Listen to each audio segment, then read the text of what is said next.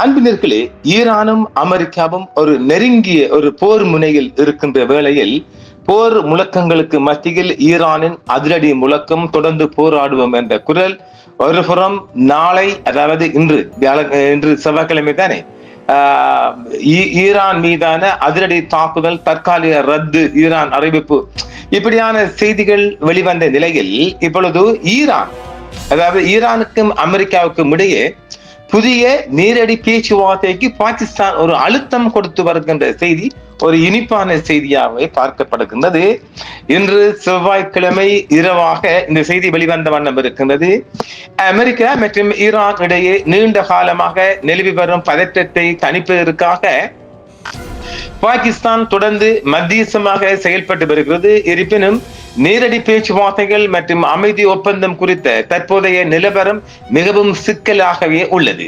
புதிய சமரச முயற்சியாக ஈரான் சமீபத்தில் பாகிஸ்தான் வழியாக அமெரிக்காவுக்கு ஒரு புதிய 14 அம்ச தூதரக திட்டத்தை, அதாவது 14 point diplomatic proposal என்று சமர்ப்பித்துள்ளது. இந்த திட்டம் மோதலை முடிவுக்கு கொண்டு வருவதையும் நம்பிக்கையை பலப்படுவதையும் நோக்கமாக கொண்டுள்ளது. அதாவது இந்த அமெரிக்க அதிபர் டொனால்ட் ட்ரம்ப் அவர்கள் செவ்வாய்க்கிழமை இன்று மேற்கொள்ளப்படவிருந்த திட்டமிடப்பட்ட தாக்குதலை தற்காலிகமாக ஒத்திவைத்துள்ளதாக அறிவித்துள்ளார்.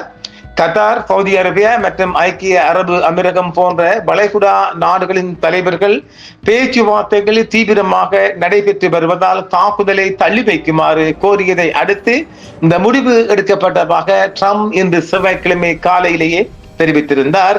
இப்பொழுதுதான் அவர்களுக்கு செவ்வாய்க்கிழமை காலை இந்த செய்தி நாம் ரெக்கார்டிங் செய்யப்படுகின்ற வேளையில் காலை அவர்களுக்கு 9 மணி பிறந்திருக்கிறது.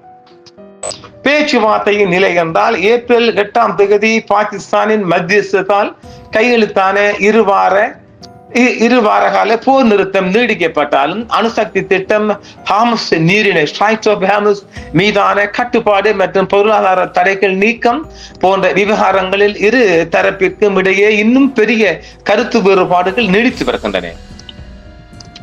ஈரான் தரப்பில் நேரடி பேச்சுவார்த்தைகளுக்கான அவசியத்தை ஈரான் அதிபர் மசூத் பெசஸ்கியன் ஏற்றுக்கொண்டாலும் அமெரிக்காவின் முரண்பட்ட மற்றும் அதிகப்படியான கோரிக்கைகள் ராஜதந்திர முயற்சிகளுக்கு தடையாக இருப்பதாக ஈரானிய வெளியுறவு அமைச்சர் அப்பாஸ் அரக்சி அவர்களும் விமர்சித்திருக்கின்றார். சுருக்கமாக இதில் சொல்ல போனோம் என்றால், பாகிஸ்தானின் தொடர்ச்சியான அழுத்தங்கள் மற்றும் மத்தியஸ்த முயற்சிகள் போர் முழுமையாக வெடிக்காமல் தடுக்க உதவுகின்றன. ஆனால் அமெரிக்கா மற்றும் ஈரான் ஆகிய இரு தரப்பும் தங்கள் அடிப்படை நிலைப்பாடுகளில் உறுதியாக இருப்பதால் இந்த சூழல் இன்னும் ஒரு இக்கட்டான நிலையிலேயே உள்ளது. அதிபர் ட்ரம்ப் அவர்கள் தாக்குதலை ஒத்தி வைத்திருப்பது தற்போது பேச்சுவார்த்தைகளுக்கு ஒரு சிறிய கால அவகாசத்தை மட்டுமே வழங்கி இருக்கின்றது. இந்த விவகாரத்தில் ஏதேனும் குறிப்பிட்ட கோணத்தில், உதாரணமாக அணுசக்தி விவகாரம் அல்லது இராணுவ நகர்வுகள் குறித்து கூடியல் தகவல்களும் அங்கு வழங்கப்பட்டு வருகின்றது. அதாவது இந்த விவகாரத்தில் அமெரிக்காவும் விடாக்கண்டன் கொடாக்கண்டனாக இருக்கிறது. தெஹ்ரானின் அணுசக்தி திட்டம் தொடர்பாக ஒரு முட்டுக்கட்டை நிலவினாலும் வாஷிங்டனையும் ஈரானையும் மற்றொரு சுற்று நேரடி பேச்சுவார்த்தைக்கு பாகிஸ்தான் தொடர்ந்து வலியுறுத்தி வருகிறது. இரு தரப்பினரும் தங்களின் முக்கிய கோரிக்கைகளில் உறுதியாக இருந்தாலும் மறைமுக தகவல் பரிமாற்றத்தை விட நேருக்கு நேர் உரையாடல் அதிக முன்னேற்றத்தை தரும் என்று இஸ்லாமாபாத் நம்புகிறது.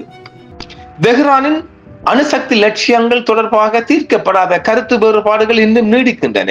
எனவே அமெரிக்காவையும் ஈரானையும் நேரடி பேச்சுவார்த்தைக்காக மீண்டும் பேச்சுவார்த்தை மேசைக்கு கொண்டு வர பாகிஸ்தான் தனது ராஜதந்திர முயற்சிகளை தீவிரப்படுத்தி வருகிறது என்று 2 பாகிஸ்தான் அரசு வட்டாரங்கள் தெரிவித்திருக்கின்றது.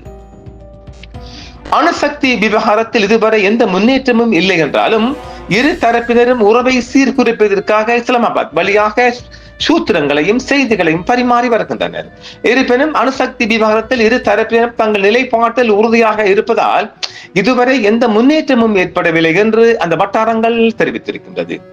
பிராந்திய நட்பு நாடுகளுடன் ஒருங்கிணைந்து பாகிஸ்தான் மேற்கொள்ளும் தற்போதைய ராஜதந்திர முயற்சியான இஸ்லாமாபாத்தில் ஒரு புதிய சுற்று நேரடி பேச்சுவார்த்தை நடத்த இரு தரப்பினரையும் சம்மதிக்க வைப்பதாக அந்த செய்தி வெளிப்பட்டிருக்கிறது. மூன்றாம் தரப்பு இடைத்தரகர்களை காத்திருப்பதை விட நேரடி பேச்சுவார்த்தைக்கு அதிக பயனளிக்கும் என்றும் இஸ்லாமாபாத் நம்புகிறது. பாகிஸ்தான் பிரதமர் ஷவாஸ் ஷரீப் அவர்கள் மற்றும் வெளியுறவு அமைச்சர் இஸ்ராக் டார் ஆகியோர் இந்த முட்டுக்கட்டையிலிருந்து வெளியேறும் வழிகள் குறித்து விவாதிப்பதற்காக கடந்த 24 மணி நேரத்தில் கத்தார், சவுதி அரேபியா மற்றும் எகிப்திய தலைவர்களை தொடர்பு கொண்டுள்ளார். மேலும் மோதலை முடிவுக்கு கொண்டு வர அமெரிக்கா ஈரான் பேச்சுவார்த்தைகளின் 2ஆம் சுற்றை மீண்டும் தொடங்கும் ஒரு புதிய முயற்சிக்காக உள்துறை அமைச்சர் மஹ்சின் நக்வி தெரிவித்திருக்கின்றார். ஈரான் அதிபர் மசூத் பெசஸ்கியன் மற்றும் பிற அதிகாரிகளை சந்தித்திருக்கின்றார். அணுசக்தி விவகாரத்தில் நிலைப்பாடுகளில் மாற்றம் ஏற்படும் வகையில் இன்னும் எந்த முன்னேற்றமும் இல்லை என்றும், மோதலை தீர்ப்பதற்காக இரு தரப்பினரும் இன்னும் தீவிரமாக ராஜதந்திர முயற்சிகளை மேற்கொண்டு வருகின்றது என்றும் அந்த வட்டாரங்கள் தெரிவித்திருக்கின்றது. ஈரானின் 14 அம்ச முன்மொழிவின்படி நிரந்தர போர் நிறுத்தம் உட்பட 30 நாட்களுக்குள் செறிவூட்டப்பட்ட யுரேனியம் பிரச்சனைகள் உட்பட அதன் அணுசக்தி திட்டம் குறித்து தனித்தனி பேச்சுவார்த்தைகளை நடத்த தெஹ்ரான் கோருகிறது. இருப்பினும் எந்த ஒரு நிரந்தர போர் நிறுத்தமும் முன்னர் அணுசக்தி விவகாரம் விவாதிக்கப்பட்டு தீர்க்கப்பட வேண்டும் என்று வாஷிங்டன் வலியுறுத்துகிறது. ஏப்ரல் 8 அன்று பாகிஸ்தான் 2 வார கால போர் நிறுத்தத்திற்கு மத்தியஸ்தம் செய்தது. அதைத் தொடர்ந்து ஏப்ரல் 11, 12 தேதிகளில் இஸ்லாமாபாத்தில் உள்ள உயர்மட்ட பேச்சுவார்த்தைகள் நடைபெற்றன. ஆனால் இறுதி ஒப்பந்தம் கட்டப்படவில்லை என்றாலும் அன்று முதல் இரு தரப்பினரும் முன்மொழிவுகளை பரிமாற்றி வருகின்றனர். அந்த வழியில் இந்த மோதல் உலகளாவிய எரிசக்தி விநியோகத்தை, பிராந்திய அன்றாட வாழ்க்கையும் தொடர்ந்து சீர்குலைத்து வருவதால் உலகத்தின் ஒட்டுமொத்த பார்வைகளும் பாகிஸ்தான் மீது ஒரு நம்பிக்கையாக பார்க்கப்படுகிறது. பார்க்கலாம், தொடர்ச்சியான செய்திகள் வெளிவந்த வண்ணம் இருக்கின்றது. ஏதோ ஒரு வகையில் ஒரு வாரமோ 2 வாரமோ மிகப்பெரிய ஒரு தாக்குதல் விளைவு, ஒரு டெம்பரரி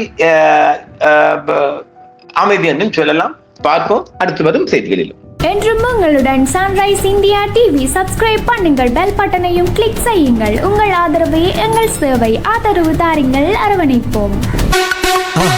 மறக்காம சர்ப்ரைஸ் பண்ணுங்க. தேங்க்யூ.